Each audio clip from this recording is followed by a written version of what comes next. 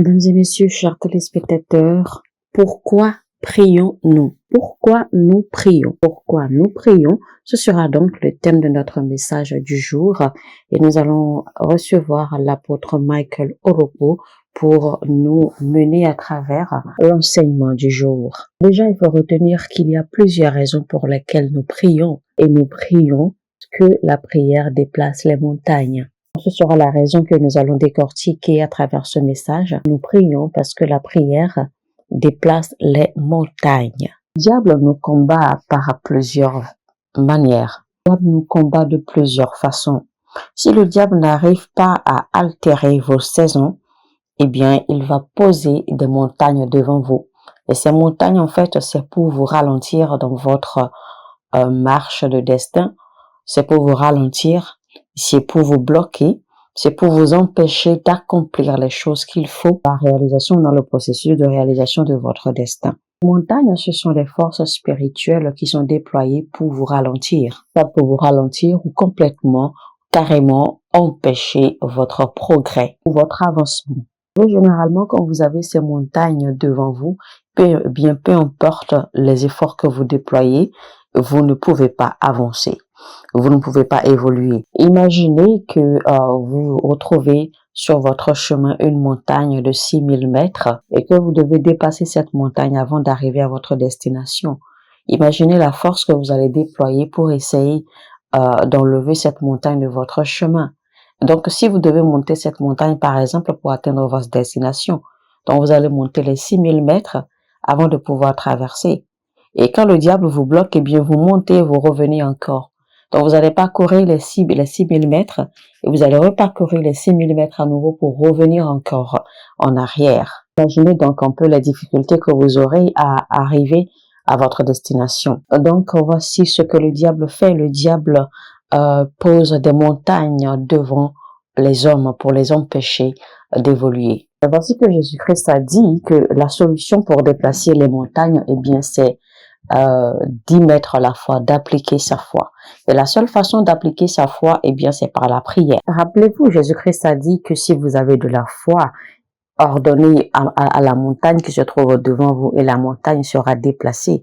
Ordonnez à la montagne de se déplacer, de se jeter là, ici et là, et la montagne se déplacera, mais seulement si vous y mettez la foi et que vous ordonnez à la montagne par la prière. Rappelez-vous que Jésus-Christ a toujours dit dans Marc chapitre 11, verset 20, il a dit « Tout ce que vous désirez dans votre cœur, tout ce que vous désirez avoir, si vous priez que vous croyez que vous pouvez l'avoir ou que vous allez l'avoir, eh bien, que vous l'aurez. » Donc dire que vous ne pouvez voir vos désirs s'accomplir tant que vous ne priez pas. Donc ce problème difficile qui est devant toi, cette situation difficile qui est devant toi est toujours là parce que tu n'as pas encore prié.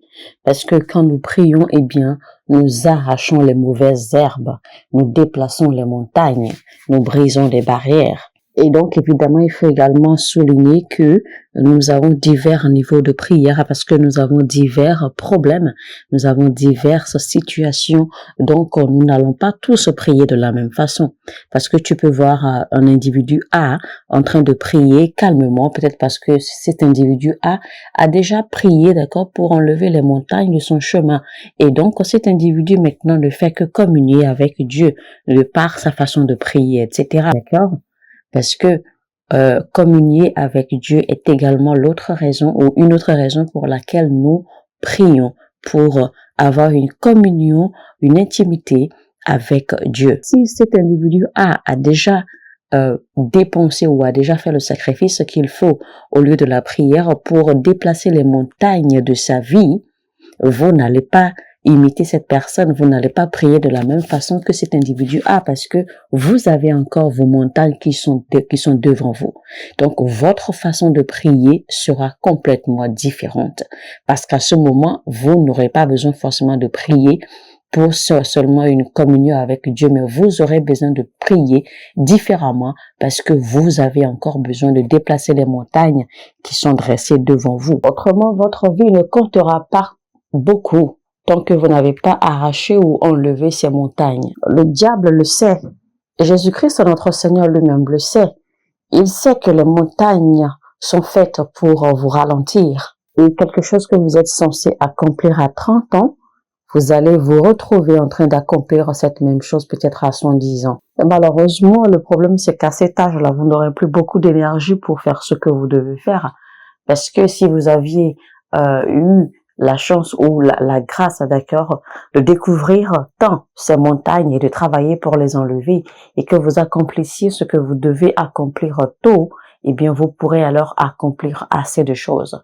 Mais quand vous avez du retard et que vous accomplissez à votre vieux jour quelque chose que vous êtes censé accomplir à votre jeune âge, eh bien, vous n'aurez plus beaucoup d'énergie pour accomplir beaucoup, parce que vous auriez déjà passé beaucoup de temps, vous auriez déjà gaspillé de l'énergie à votre jeunesse. Il est vrai qu'il n'est jamais trop tard pour accomplir les bonnes œuvres, pour accomplir les bonnes choses, pour accomplir son destin, mais il vaut encore mieux, d'accord, il est mieux quand l'on arrive à accomplir son destin tôt. Donc, vous ne pouvez pas vous permettre de voir ce qui est censé s'accomplir en ce jour, ce qui est censé s'accomplir aujourd'hui, attendre pour être accompli les années à venir. Vous ne pouvez pas permettre cela, raison pour laquelle vous devez prier. Donc, vous devez apprendre à prier et vous devez également savoir faire des prières si vous voulez accomplir votre destin. Ça, c'est un combat personnel pour chaque chrétien. Et c'est pour cela que Jésus-Christ n'a pas dit que les apôtres doivent prier, ou que les pasteurs doivent prier, ou que les prophètes doivent prier. Non, Jésus-Christ a dit que l'homme est appelé à prier. Tout homme est appelé à prier. Tout homme est appelé à prier. Cela ne veut pas dire non plus que les pasteurs ou les hommes de Dieu ne vont pas prier pour vous, non. Mais pour que vous accomplissiez votre destin, vous devez prier pour vous-même. Pour accomplir votre destin, cette responsabilité vous revient à vous.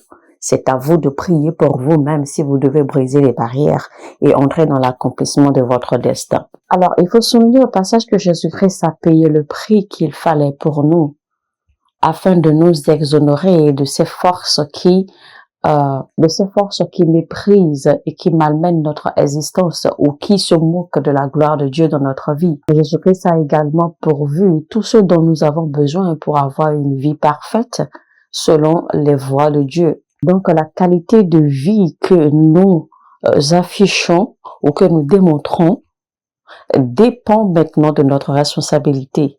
Donc, notre vie, la qualité de vie que nous avons ou que nous allons avoir n'est plus de la responsabilité de Dieu, mais plutôt de la nôtre. Imagine un peu que tu es chrétien et que tu es rejeté, et que tu arrives quelque part que tu n'es pas accepté, tu n'es pas favorisé, et que l'on ne te prenne pas au sérieux. Donc, la seule raison pour laquelle cela est ainsi, c'est parce que tu manques de gloire. Tu ne portes pas la gloire de Dieu. Et tu y vas seulement avec tes capacités intellectuelles, avec tes capacités physiques. Alors que le plus grand vêtement ou le vêtement le plus important que nous devons porter en tant que chrétiens, eh bien, c'est la gloire de Dieu.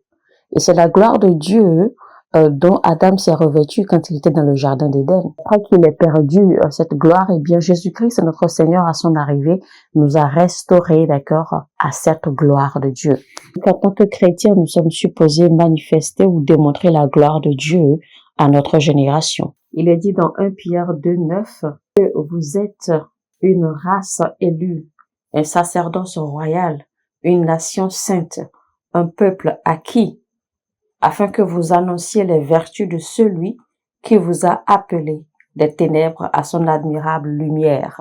Vous voyez donc que nous avons été choisis par Dieu pour manifester sa gloire, pour démontrer sa gloire, pour démontrer son excellence. Donc Dieu veut que votre génération vous connaisse, que votre voix soit portée dans votre génération. Que cela arrive, Dieu ne va plus se manifester comme il le faisait au temps de Moïse. Parce que la façon dont Dieu se manifeste maintenant à travers les hommes qui sont prêts à payer le prix pour démontrer sa gloire. Et donc la seule chose qui va permettre que la gloire de Dieu puisse véritablement s'afficher dans votre vie, c'est quand vous allez vraiment vous investir au lieu de la prière. Parce que chaque fois que vous priez, quelque chose se passe à l'intérieur de vous. Quelque chose se transforme, quelque chose se brise, quelque chose sort, quelque chose se dégage. Cette chose qui se dégage quand vous investissez dans la prière, c'est la gloire de Dieu. Et vous avez besoin de cette gloire de Dieu dans vos affaires.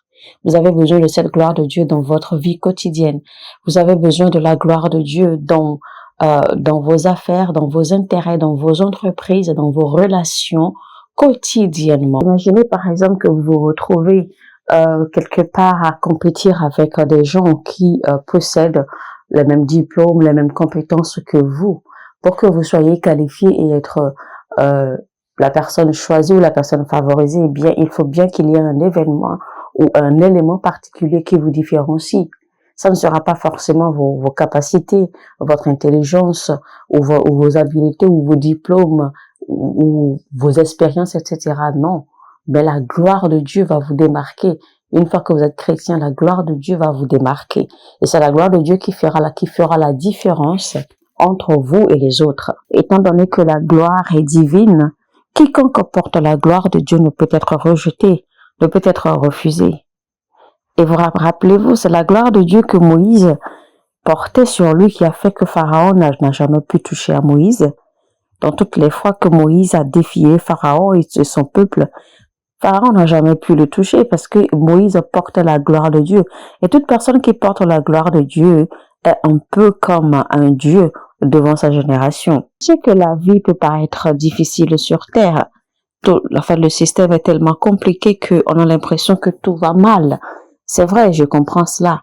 Mais je vous dis, portez la gloire de Dieu. Faites tout pour vous revêtir de la gloire de Dieu. Parce que quand vous allez vous revêtir de la gloire de Dieu, eh bien, vous serez surpris comment les systèmes vont s'aplatir pour vous. Comment les barrières et les protocoles vont être brisés pour vous. Vous serez surpris de voir combien les choses seront tellement faciles et accessibles pour vous. C'est l'intensité de la gloire de Dieu que Jésus-Christ portait qui a fait qu'il pouvait ascenser ou accéder au ciel, d'accord, en son corps et en son âme. Qui vous a dit que les déclarations ou que les décrets du diable peuvent arrêter l'Église? Alors que Dieu nous a choisis et nous a élevés comme une nation sainte, comme une nation glorieuse. Dieu nous a élevés avec la gloire. Et parce que Dieu nous a élevés avec la gloire, aucune politique humaine, aucun système humain, aucun décret de l'enfer ne peut nous arrêter. Rappelez-vous, il a dit qu'il bâtira son église et que les portes de l'enfer ne prévaudront point contre elle. Et la raison, c'est parce que quand nous allons nous manifester, bien nous allons nous manifester comme des hommes remplis de gloire. Voyez-vous maintenant pourquoi Jésus-Christ a dit que l'homme est appelé à prier, que l'homme doit tout le temps prier. Parce que si l'homme ne prie pas, quand bien même la gloire est disponible, l'homme ne pourra pas avoir accès à la gloire. C'est pour cela que vous allez voir que dans l'église aujourd'hui, eh bien la guérison est disponible. Beaucoup n'arrivent pas à accéder à la guérison parce qu'ils ne prient pas.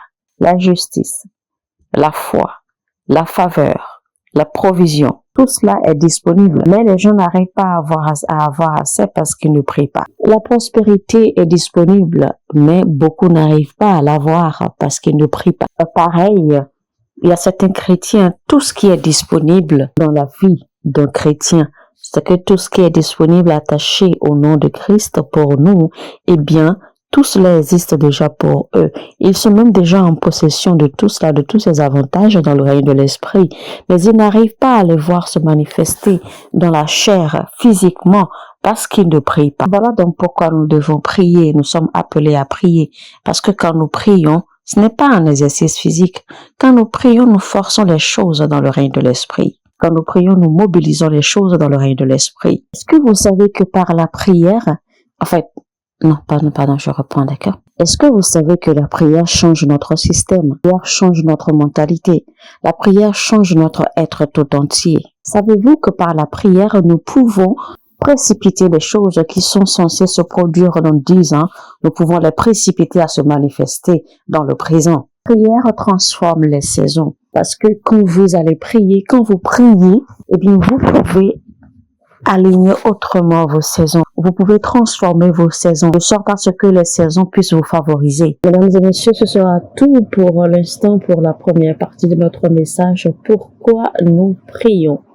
Pourquoi nous prions? Première partie. C'était donc avec l'apôtre Michael Oropo. Si vous avez aimé ce message, alors n'oubliez surtout pas, n'hésitez pas à liker. Cliquez sur le bouton j'aime et partagez autant que vous pouvez. Et abonnez-vous si vous n'êtes pas encore abonné et activez la cloche de notification afin de ne rater aucun de nos messages. Sur ce, je vous dis que Dieu vous bénisse abondamment. Shalom chez vous. Mon heure a sonné et votre heure a sonné.